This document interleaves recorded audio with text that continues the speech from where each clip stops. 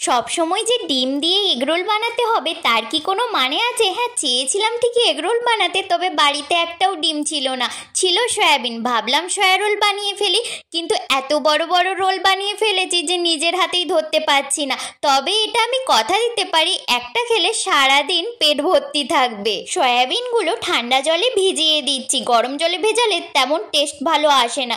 এবারে ময়দা নিয়ে নিয়েছি পরিমাণ মতন, ভালো করে তেল, অল্প পরিমাণে নুন, চিনি দিয়ে একটু নরম করে মাখিয়ে নিচ্ছি।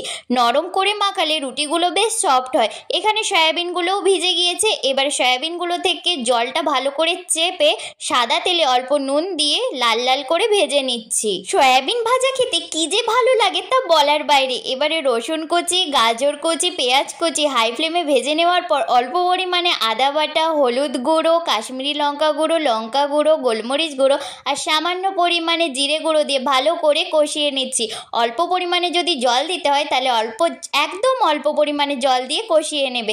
এরপরে টমেটো সস আর মেয়োনিজ দিয়ে অল্প 2 মিনিট মতো নেড়ে চেড়ে ভেজে রাখা সয়াবিনগুলো দিয়ে দিলাম।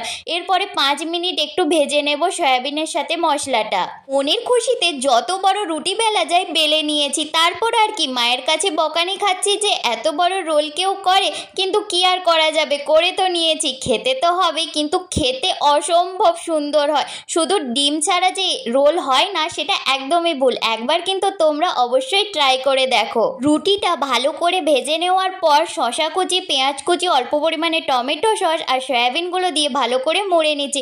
2 হাত দিয়েও মুড়তে পারছিলাম না, অনেক কষ্টে মুড়েছি। এই রেসিপিটা অবশ্যই একবার ট্রাই করে জানিও তোমাদের কেমন হলো। সবাইকে টাটা।